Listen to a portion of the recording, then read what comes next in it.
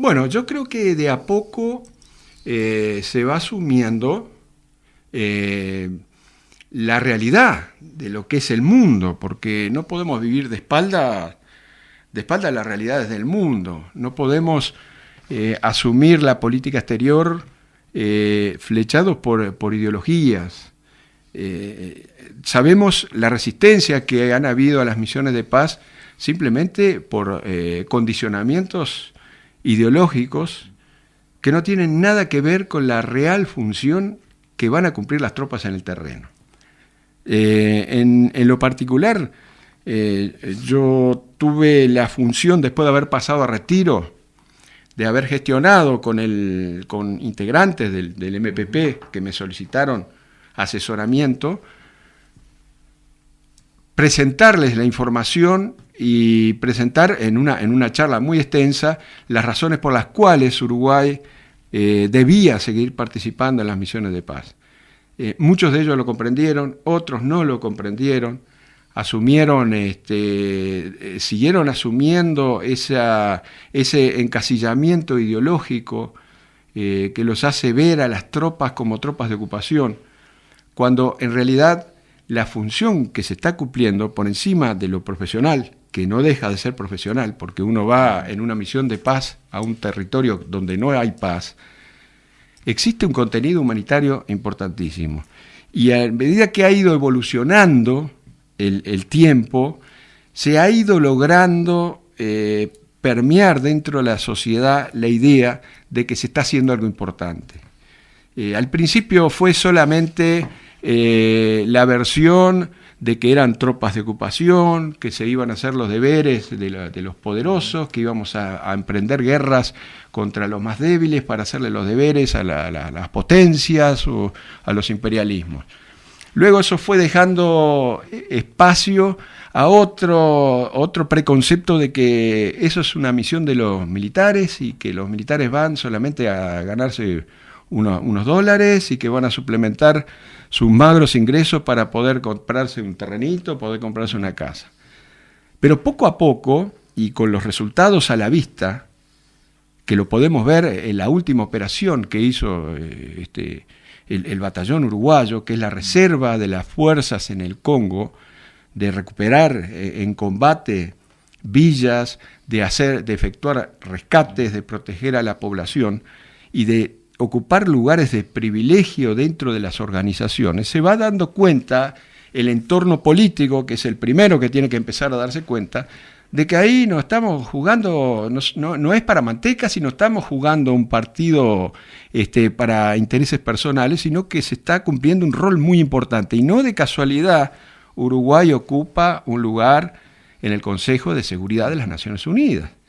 Y no de casualidad, el batallón uruguayo en el Congo, donde hay 16.000 efectivos, es el batallón de reserva del comandante de la fuerza. El comandante de la fuerza no elige a la unidad de reserva por otra cosa que no sea por su capacidad profesional, porque esa es la unidad que tiene que emplear en los lugares más calientes. Y no de casualidad, el comandante de todos los cascos azules, los 160.000 cascos azules que hay desplegados a lo largo y lo ancho de todo el mundo, es un general que es uruguayo y que además es de Soriano, es de Dolores, el general Carlos Loitey, que se llama, el cargo que ocupa es el Military Assistant, que es el asesor del secretario general de las Naciones Unidas en el empleo de los cascos azules en el mundo. O sea que poco a poco los hechos van transmitiendo realmente el escenario que antes no se podía visualizar por los prejuicios políticos que hay en torno a todo lo que es la actividad militar, no solamente las misiones de paz. Pero eso es algo que me interesa y te agradezco que me hayas hecho la pregunta, porque el concepto que ha primado hasta ahora es de que los militares están en la cultura de la grapa, que están en la cultura del truco, y para qué están los militares y para qué queremos Fuerzas Armadas. Ahora, con lo que está pasando en Barcelona, ahora empiezan a aparecer en los informativos los intereses de para quiénes son los que van a actuar en caso de un ataque terrorista en el Uruguay. Y eso no se forma de un día para el otro. Las unidades antiterroristas requieren muchos meses y meses de entrenamiento. Se requiere una preparación no solo de los cuadros tácticos, sino también la preparación desde el punto de vista técnico, desde el punto de vista psicológico. Entonces, todo esto nos da la pauta de que está evolucionando la cultura de la población, está evolucionando a aceptar, como en todas partes del mundo, de que necesitan tener el respaldo de las Fuerzas Armadas. Bueno, siguiendo en esa línea, usted hace poco hizo unas afirmaciones a una radio colega que desataron una serie de respuestas, ¿no? Concretamente, señalizó a dos sectores del Frente Amplio, a el Partido por la Victoria del Pueblo y Casagrande. Usted dijo, tengo por aquí el material, que concretamente los denunció de que hacen una especie de bullying a las Fuerzas Armadas y que se trata de núcleos que están organizando y financiando, están siendo financiados para atacar a las Fuerzas Armadas. ¿Por qué afirmó esto? Bueno, el ataque permanente que está siendo sometida a las Fuerzas Armadas no es una cuestión que haya que investigarla demasiado. Hay simplemente ir a ver la documentación, los discursos, las declaraciones de los líderes políticos y de los activistas de estos grupos para darnos cuenta de que esto es un plan perfectamente organizado. Hace poco, creo que a fines del 2015, Raúl Olivera Alfaro, que es el coordinador del observatorio Luz Ibarburu, que es un colectivo de cantidad de ONG, una miríada de ONG que actúan bajo la función, bajo la fachada, no quiero decir fachada, pero que trabajan en el tema de los derechos humanos, declaró de que están financiados por la corporación de George Soros. Open Society es una organización multinacional que está manejando cientos de millones de dólares en todas partes del mundo para apoyar proyectos como el proyecto de la marihuana, los proyectos, se ha apoyado el proyecto del no a la edad de los niños, el proyecto de los proyectos básicamente que tienen que ver con los derechos humanos y la reconstrucción de los países postcomunistas, que están a la vista, y esas declaraciones están en la página web del PVP. Sin embargo, se ha dicho que no están, que no existen. No sé quién lo ha dicho, pero están. Yo sé que al día siguiente de las entrevistas apareció en la página del Espectador, que se buscó y que no se encontró, pero está. Hay que ir a buscar la declaración de Raúl Olivera Alfaro, que es el coordinador. ¿Cuál sería el interés de esa financiación extranjera o de esos intereses capitalistas extranjeros para financiar sectores políticos? ¿Cuál sería el trasfondo de esa financiación? Y bueno, habría que revisar un poco la historia. Hay muchas teorías conspirativas en la historia, pero la historia nos dice que los grandes capitales mundiales han financiado movimientos que son inconcebibles, como el movimiento de la revolución bolchevique, cosas que son totalmente contradictorias, pero que los grandes capitales, las multinacionales, como los Rothschild, los Rockefeller, han financiado las revoluciones comunistas. Esta organización está, la de George Soros, está en las páginas web. Se puede ver cómo se puede accionar, y las miríadas de ONG que están siendo beneficiadas por este tipo de movimientos. Y lo vuelvo a repetir, el movimiento de la marihuana fue financiada por esta misma organización. En este debate, quienes llevan adelante o han apuntado hacia una reestructura, hacia reformas de las Fuerzas Armadas, incluso poniendo sobre la mesa si es necesario que un país como nuestro cuente con esta fuerza, no poniendo ejemplos de otros países donde no existen directamente, o sea, de a poco se ha ido llevando a la disminución, porque no se creen necesarios, etcétera. ¿Usted piensa que las Fuerzas Armadas debe ser objeto de algún tipo de reestructura? Más allá de que no está de acuerdo con esto, obviamente, pero ¿se necesitaría alguna reestructura de las fuerzas? Sí, Carlos. Hace tiempo que se están discutiendo las reestructuras dentro de las Fuerzas Armadas. No es de ahora, desde hace mucho tiempo, desde mediados de los... Desde que vino la democracia, han surgido cantidad de proyectos de readecuación de las Fuerzas Armadas en vista a los nuevos escenarios. Y las Fuerzas Armadas es como todo organismo vivo dentro de la sociedad, necesita estar readecuándose. Y yo entiendo que sí, que tiene que readecuarse, y se han hecho varias readecuaciones, varias reestructuras. De hecho, hace como 7 años se aprobó la Ley Marco de Defensa para permitir de que se haga, de que los comandos hagan un estudio de la readecuación de sus medios. Yo creo que sí, no creo que haya ningún militar que esté negado a hacer cambios dentro de las estructuras, siempre que sean para mejorar la capacidad operativa, siempre para que les haga mejorar su credibilidad, y que sean sustentables y que sean más profesionales, que sean más creíbles y sobre todo que sean dignas, que eso es lo que necesitan las Fuerzas Armadas. Porque en este país hemos actuado en forma muy bizarra.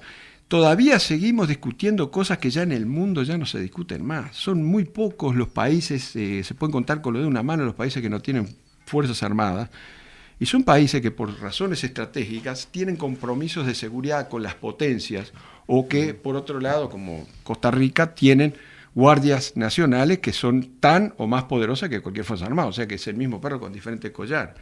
O sea que el tema de la reestructura de las Fuerzas Armadas es una cuestión que está abierta y que la tiene que activar el propio comandante y jefe de la Fuerza Armada, que es el presidente de la República. La ley orgánica mandata de que el comandante y jefe de las Fuerzas Armadas, con el Consejo de Defensa Nacional, son los órganos conductores de la defensa nacional y de la seguridad nacional.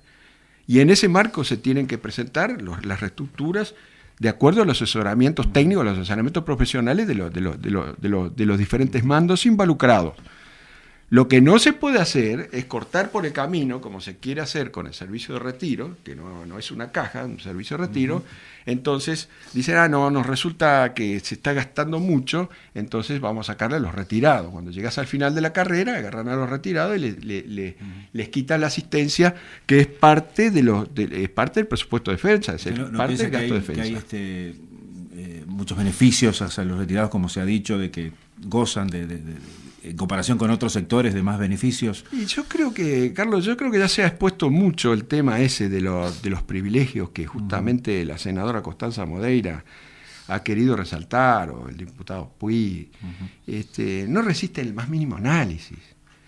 Fíjense en que quieren imponer un impuesto a los retiros militares que son superiores a 50.000 pesos, porque eso está afectando el erario, el fiscal del Estado. Y hacemos una comparación, y los militares que ganan más de 50.000 pesos no llegan a 8.000. Mientras que el BPS, que tiene mucho más aportes del Estado, que se lleva todo el IAS y que se lleva cantidad de impuestos, a pesar de que no ha querido contestar el BPS al grupo asesor militar, se sabe de que tiene más de 60.000 personas que ganan más de 50.000 pesos. Entonces, ¿cuáles son los privilegios? Entonces, si vamos a hablar de privilegios, si vamos a hablar de equidad, tenemos que decir, bueno, si vamos a imponerle un impuesto a los militares porque ganan más de 50.000 pesos, lo imponemos, son 8.000, pero vamos a ver estos 60.000. Es una cuestión de equidad, de igualdad, que el Estado tiene que blanquear de una vez qué es lo que realmente quiere. Si es lo que quiere un resarcimiento fiscal o le quieren dar lugar a estos grupos que yo estoy denunciando, que son los que quieren la destrucción de las Fuerzas Armadas, porque si vamos a modificar el servicio de retiro de las Fuerzas Armadas, vamos a lograr desarticular todo el plan de carrera desde el ingreso hasta el pase a retiro. Entonces, eso es una función que la tiene que cumplir el Estado, el comandante de la Fuerza Armada, que es el presidente, y es responsabilidad de él. Hacer la reestructura que sea necesaria, pero no empezando por el revés, por el final de la película. Tenemos que empezar desde el principio. Cabrera, actualmente usted está asesorando, en algún momento usted fue asesor de Luis Alberto Lacalle, tenemos entendido, ¿no? Sí. Y incluso el propio Fernández Huidobro, como ministro, le consultaba a usted. Sí, yo armé una agrupación política en la campaña del 2009 y trabajé con Luis Alberto Lacalle. Y luego, en el 2011, el ministro de Defensa me solicitó anuencia para nombrarme su representante en áreas ecológicas y en las áreas protegidas, en algunos proyectos de áreas protegidas. Fue en ese periodo que trabajé. Ya en el tema político no estoy trabajando en este momento. Y o sea, la agrupación aquella dentro del Partido Nacional no esa no está articulada por el momento, aunque muchos de sus dirigentes están trabajando en diferentes fracciones, ¿no?, del Partido Nacional. Con Fernández Huidobro te tiene una historia un poco particular, ¿no? Porque yo recuerdo que públicamente tuvieron algún entredicho público, ¿no?, a raíz del famoso caso Feldman, ¿no?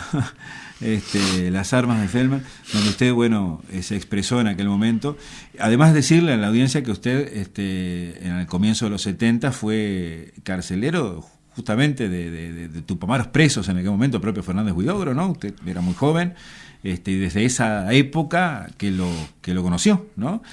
Y bueno, después como que se reeditó esa suerte de polémica con esa situación. ¿Cómo se logró zanjar? ¿Tuvo algún acercamiento? Porque yo creo recordar que él hasta lo señalizó a su sector como que era una agrupación de ultraderecha dentro del Partido Nacional. Sí, nazi nos dijo. Nazi, exactamente. Sí, yo tuve como parte del servicio, estuve a cargo de los prisioneros en diferentes unidades. No eran cárceles, no me podía considerar carcelero. En aquel momento los oficiales jóvenes éramos los encargados, vamos a decir, del cuidado de los detenidos. Ellos tampoco eran rehenes, como se dice, que se quiere hacer aparecer, victimizarlos. No eran rehenes, ellos eran los líderes de un movimiento que tenían que estar separados de su gente, porque esa es un principio básico, es una técnica básica de evitar de que los líderes sigan influenciando sobre sus propios movimientos. Y por eso que estaban en las unidades, y a mí me tocó, como le ha tocado a tantos, de estar a cargo de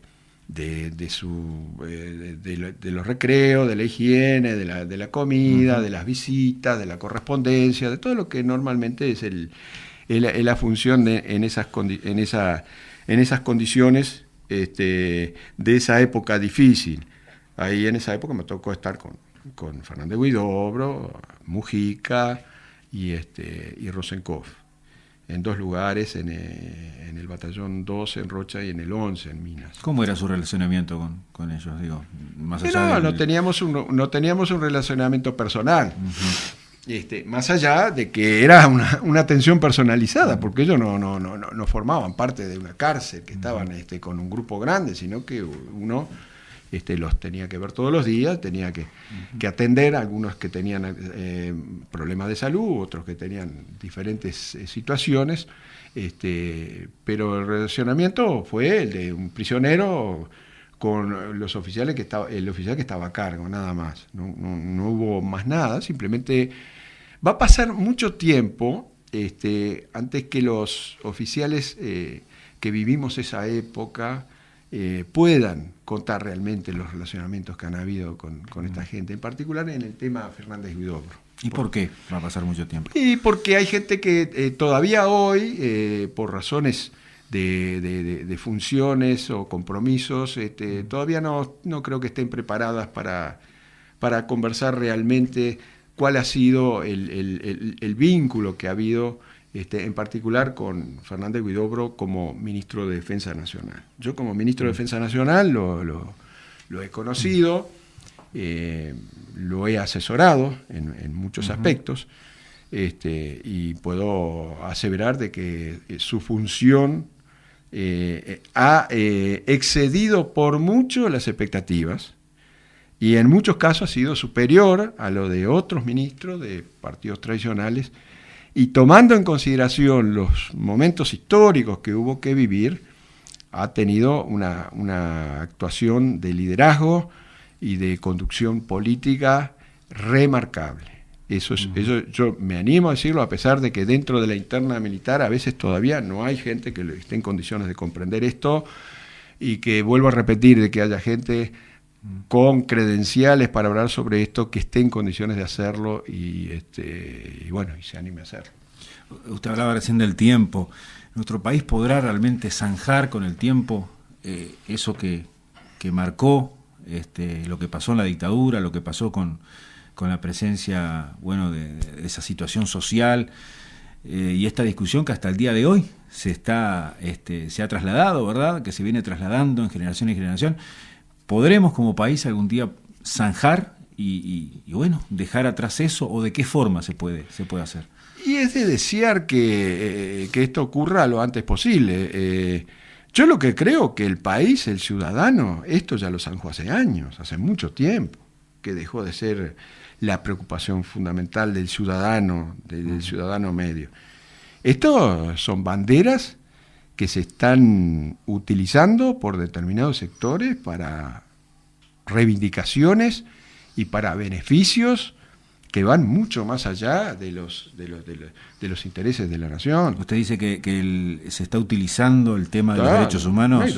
No hay duda. Esto se sigue usando. Y yo no voy a hacer acusaciones personales porque en algunos casos tendré evidencias y otras no las tengo. Pero que hay juicios que fueron traídos de los pelos, que hay militares que sufrieron cárcel como persecución política y como revancha, yo tengo esa impresión. Y no voy a decir casos particulares porque en este momento no tengo las evidencias en la mano acá, delante mío. Pero este es un tema que se sigue alimentando a través de todas esas organizaciones que yo estoy mencionando, que son 5, 6, 7, que viven haciendo su militancia alrededor del acoso permanente a las instituciones militares. Porque ustedes no se olviden que las instituciones militares para el comunismo sirven si están ideologizadas, y no hay que destruirlas. El primer enemigo del comunismo son las Fuerzas Armadas, y hay que destruirlas. Si no están ideologizadas hay que destruirlas, y por eso que empieza toda la fantasía esta, ¿para qué queremos Fuerzas Armadas? Yo le pregunto a un comunista, ustedes, ¿para qué quieren Fuerzas Armadas en Cuba? Porque si me dicen, como me dijeron la otra vez en una entrevista, ¿para qué quieren Fuerzas Armadas? Y dice que si Brasil tuvo un plan de 72 horas para ocupar Uruguay, lo cual es toda una fantasía, ¿no? No es así. Entonces yo le pregunto, ¿Cuba para qué quiere Fuerzas Armadas si tiene a Estados Unidos enfrente? Con esa hipótesis estamos jugando, y entonces ahora le podría rematar diciendo, ¿para qué quiere Maduro Fuerzas Armadas? Ahora, ¿usted no cree que realmente, genuinamente, digamos, hay familias que quieren saber realmente qué ha sucedido con sus familiares que hoy no... que están desaparecidos todavía, ¿verdad? Porque no es lo mismo aquella persona que sufre un muerto y tiene un lugar para llevarle una flor, y aquella familia que sufre una persona desaparecida, ¿no? Totalmente de acuerdo. Yo desearía de todo corazón, como sé que la mayoría de mis camaradas, hacer aportes y permitirle a las familias que lleguen a conocer el destino final de sus seres queridos. Eso es parte de la formación de la piedad del ser humano, del cristiano, y eso es totalmente algo que no se puede criticar. Lo que sí es deleznable es explotar este tema, ampliarlo y hacerlo una bandera para que esto no termine más. Porque díganme una cosa, si yo supiera algo y quisiera hablar o quisiera pedir perdón. ¿Hay alguien dispuesto a disculparme, a perdonarme? ¿O me van a mandar a la cárcel repudiándome y haciéndome escrache a mí y a toda su familia? Entonces, en esa actitud de decir tienen que pedir perdón, como lo dijo Eleuterio Fernández Huidobro, fue bien clarito. ¿Para qué querés que te pida perdón si no me querés perdonar? Andate a y lo dijo bien clarito. Entonces, es un doble discurso. Si hubiera habido realmente, si existiera realmente una voluntad en estos grupos de aclarar el problema, de llegar hasta las últimas consecuencias, no se buscaría ese camino. Se hubiera explorado otros medios como se ofreció durante el gobierno de Valle, con la Comisión de la Verdad, y se ha llegado a las cosas que se pueden llegar.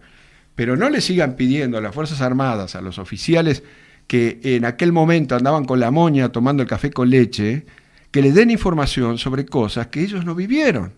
Dejémoslo que hagan su trabajo bien, apoyémoslo, honrémoslo, porque son soldados que visten el uniforme con dignidad, que no le piden a la patria otra cosa más que cumplir con su deber.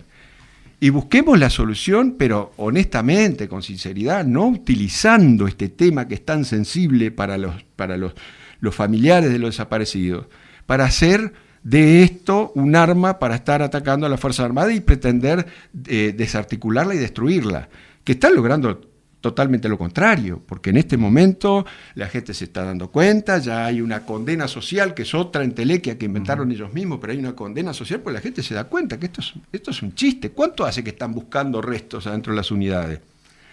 ¿Cuántos años han pasado escarbando en cuánto lugar se les ha ocurrido? Y no hay más información porque no han creado de pronto las condiciones adecuadas o porque no hay, pero las Fuerzas Armadas hoy en día tienen que honrarla, tienen que respetarla y tienen que entender de que los que integran los cuadros hoy en día no tienen más información porque simplemente no existe esa información. Pero quizás existan otras personas que no están integrando esos cuadros que quizás sí tengan esa información o saben dónde poder y posiblemente sí exista, pero mientras exista esta cultura de la venganza, de esa división, de esa grieta, como tú estabas planteando, va a ser imposible, porque nadie va a ir a abrir la boca para que después todo el mundo le pique la cabeza. No es que se haya errado la estrategia, es que la estrategia es seguir con este curro indefinidamente. El interés al final no es que aparezcan, sino seguir acusando a las Fuerzas Armadas y seguir poniéndola en contra del pueblo.